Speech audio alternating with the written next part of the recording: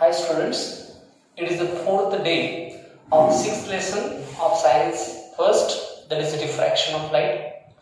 Today we are going to discuss one point, that is dispersion of light. What is actually dispersion? To understand that, some basic concepts we should need to clear, and within that one first basic concept is light. As we have discussed in the first part, what is light? Light is nothing but the electromagnetic radiations which creates sensation of vision in our eyes. So light is a electromagnetic radiations, but when we are discussing the radiations, wavelength is very important property of radiations. So how much is the deviation, how they refract, it is totally depend on the wavelength of that radiation. And so in which unit that wavelength of radiation is measured, that is measured in nanometer. First we should consider what is meant by nanometer. We should discuss this one. Let's concentrate here. The unit of wavelength of radiation is nanometer, but what is nanometer? If 1 meter is get divided by 1000, then one part of that means 1 part of 1000 meter is called as 1 millimeter. That means 1 meter divided by 1000, that is equal to 1 millimeter. That is 1 millimeter is equal to 10 raised to minus 3 meter. Then if this 1 meter again get divided into 1000 part, so one part of that is called as 1 micrometer. That means 1 micrometer is equal to 10 raised to minus 6 meter. If this 1 micrometer further re-divided into 1000 part, that is 1 micrometer divided by 1000, then it is called as 1 nanometer. That means 1000th part of micrometer is called as nanometer. Then actually we reach to the nanometer. What is 1 nanometer? 1 nanometer is equal to 10 raised to negative 9 meter. After getting the unit, that means wavelength of a light is measured in nanometer. Just come to the next point. What is the next point? Human eye are sensitive for wavelength between 400 nanometer to 700 nanometer. That means we can't get the light rays which are having wavelength below 400 and above 700 nanometer. That means human eye is only sensitive to get the radiations or to observe the light of 400 nanometer to 700 nanometer. That is the human eye range. Next is there, out of which different color lights having different wavelengths. Red color light having the maximum wavelength, and that is close to 700 nanometer. Then violet light having the smallest wavelength, that is close to 400 nanometer. So maybe questions will raised here. Which colored light having the maximum wavelength? Answer is red color light having the maximum wavelength. Second question, which color light having the smallest wavelength? Violet light or violet color light having the smallest wavelength. Or maybe match the pair, red light close to 700 nanometer, violet light close to 400 nanometer. Such questions will be raised. Next is here, now see here, speed of light is directly proportional to wavelength. If radiation's rays wavelength is greater, its speed also greater. That means if wavelength increases, speed increases. Wavelength decreases, speed also decreases. So from this discussion, is it clear for you? Red light wavelength is more, so its speed also more. So out of which red light maximum wavelength means it's having maximum speed in any medium. Violet light having smallest wavelength means violet light will not travel faster than compared to red color light. Then this is, we all discussed about the speed. But in this lesson we are discussing refraction, that is deviation. Deviation is inversely proportional to speed of light. That means if speed of light is more, deviation is less. Speed of light is less, deviation is more. That means again we are going to jump to the conclusion that red light having the greater speed, so less diffraction, that is less deviation. Violet color light having the less speed, and so it deviates more. And totally the dispersion of light is depend on this. Now see here. Now actual process of dispersion we are going to discuss. What will happen? The first dispersion was observed by Sir Isaac Newton. With the help of prism, he managed to divide the white light into its 7 component color. First of all, he has taken prism. Prism, that is P, Q, R. Here triangular part is a prism. What is prism? Prism is a dense material or a material which is bounded by 2 surfaces, out of which 2 surfaces are inclined with each other. What is the basic difference in between glass slab and prism? See, here glass slab, the base is same, but here 2 edges from which light is passing and emerging, they are parallel to each other. Once again I will explain this. See, what is the difference in between prism and glass slab? This one is a QR is a base. Here is also QR is a base, which is on the base. But here PQ and PR. But here PQ and RS or SR. These are the 2 boundaries from which light get entered and get immersed out. And these 2 edges are parallel to each other, so it is a glass slab. It is a difference in between glass slab and prism. But what is here? These 2 surfaces are inclined with each other. They are making angle, and thus the prism is a transparent material bounded by 2 surfaces which are inclined with each other, that can be defined. Again, what will happen here? See, this is the incident ray which is passing. Here, medium is air, and this medium is a glass medium. Here, the boundary gets changed. That means light are traveling from optically rarer medium to denser medium. The incident ray should go straight. But here, one thing is going to observe. Here, one process phenomenon is taking place, and that is the refraction. Means what? When light is traveling from optically rarer medium to denser medium, it will move towards the normal, and all light has bended towards the normal. But one new process or one new phenomenon we are observing here. Here white light is splitting into its 7 component colors. Which are the component colors? Red, orange, yellow, green, blue, indigo and violet. These are the 7 component colors. And here at point M, this white light get divided into or split into light's components, that is 7 colors, and this process is called as dispersion of light. So we are reached towards the definition of dispersion. What is dispersion? See here, the process of separation of light. Light gets separated into its component color. Separation of light into its component color while passing through a medium is called or dispersion of light.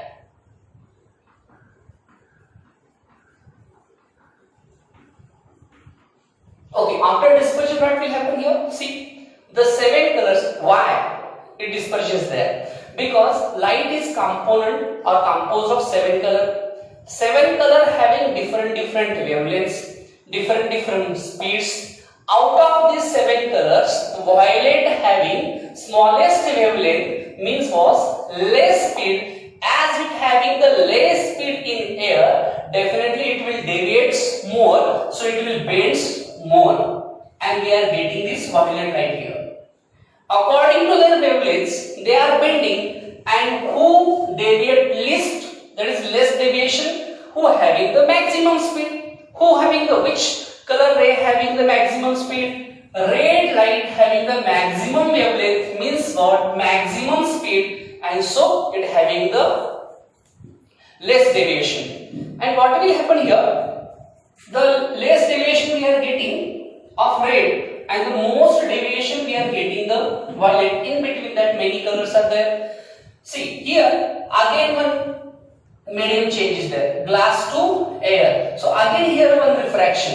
But now refraction is little downward because denser medium to rarer medium, so light will move away from the normal. So this separated light will not pass straight, it will bend again away from normal. And here this one is a screen.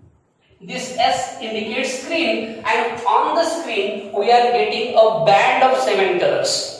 What is the sequence within that one? It is considered as a big board. That means VIBGYOR, violet, indigo, blue, green, yellow, orange and red.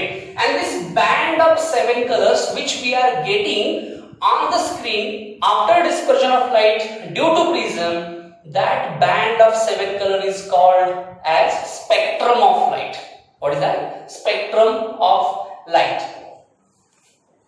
See, when light will travel from vacuum, that is from sun to vacuum, as there is no medium, we are not getting the dispersion. That means all colored light rays or light radiations having the same speed in the vacuum, though they having different wavelength. When they enter in the atmosphere, definitely their speed is different. But as the different speed is there, they will get mixed with each other. Deviation is different. As they mix within each other, again we are getting the bright light. Do you noted this one? Red light deviates less. That means while going the straight path, it will little deviate. But without more deviation, it can travel the longer distance, and so generally the dangers are of red colors. Are you getting why the married woman using bindi of red color?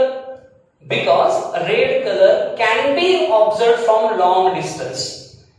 Why soldiers should not use the red color? If they use red color, the color will travel from the longer distance and they are spotted easily. So soldiers should not use red color, and dangers are of only red colors. That is the reason behind this one. Okay, come. What is the difference in between prism's refraction and glass slab refraction? We have discussed. Suppose this one is a P, Q, R and S. This is a glass slab. This one is an incident ray. Here we have drawn normal. So as the incident ray should go straight, it will not go straight because there is a change in medium. So refraction will happen there and it will bend towards normal here. And again here, second refraction we are getting here, and because of second refraction, that is denser to rarer, it will move towards normal, not now, away from normal. So this one is an incident ray and this one is a emergent ray. Both are parallel to each other. But what about prism? These all are emergent ray which are coming out, and this is the incident ray. They are not parallel, they will go away from each other. This is the main difference within the diffraction due to a prism and the glass slab. Again one thing is there, we are getting dispersion because of prism, but why not because of glass slab? Because both the mediums are of glass. Here see, because this surface is very important. Here two parallel sides are these two sides from which light is incidence and emerging out. They are inclined to each other, but here these faces are parallel to each other. So when light get deviate, definitely here is also we are getting dispersion.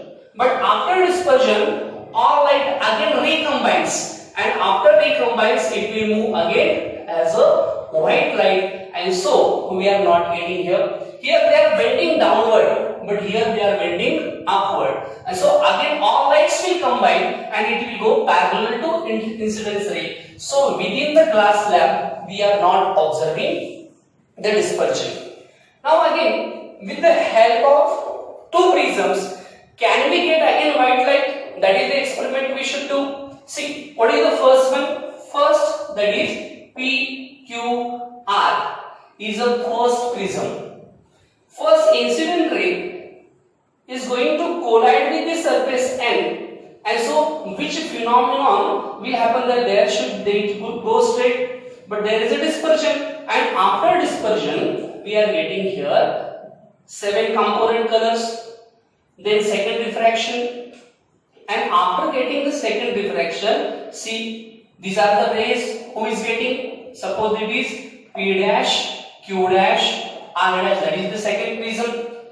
Second prism, when it get incident light, as a rule or a law of refraction, a process of refraction, it get deviated away from normal towards normal because rarer to denser, and so again it recombines, and after recombination of all the rays, again on the screen, let's see the screen, we are getting again white light here. So with the help of first prism will divide the white light into 7 component light, and the second prism combines 7 component colors into again white light. In this way, with the help of two prisms, from white light we can get the 7 color, that is spectrum, and from spectrum we can get again white light. Now we are discussing how is the formation of rainbow. See, to understand the rainbow, or one question occasionally asked, explain. Rainbow is a combined effect of refraction, dispersion, and total internal reflection. How it is? Just we are going to discuss. See what is here. This water droplets acts as a prism. So what is true with the prism? That is true with this water droplet. The incident ray or light ray which is coming from the sun get entered into water droplet. So here we are having the air medium and this having the water medium. So definitely one thing is happened here. What is that? Refraction. So point A, focus on what is going to happen on point A, what happens at point B, and what happens at point C. At point A, first of all, as soon as light rays are striking with these water droplets, there is a change in medium, and as there is a change in medium, first thing is going to happen there, refraction. As rays are moving from optically denser medium to optically rarer medium to optically denser medium, definitely it will move towards the normal, and so it bended down. But as soon as light get entered within this raindrop, that is the what? It acts as a prism, and along with the refraction, one more phenomenon going to take place, and that is dispersion. That means splitting of light into its 7 component colors, within which we have discussed before this one what will happen with the prism.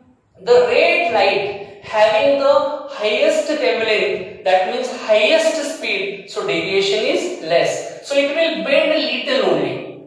But according to their wavelengths, all light will bend according to that, and the most deviation we are getting with this violet light.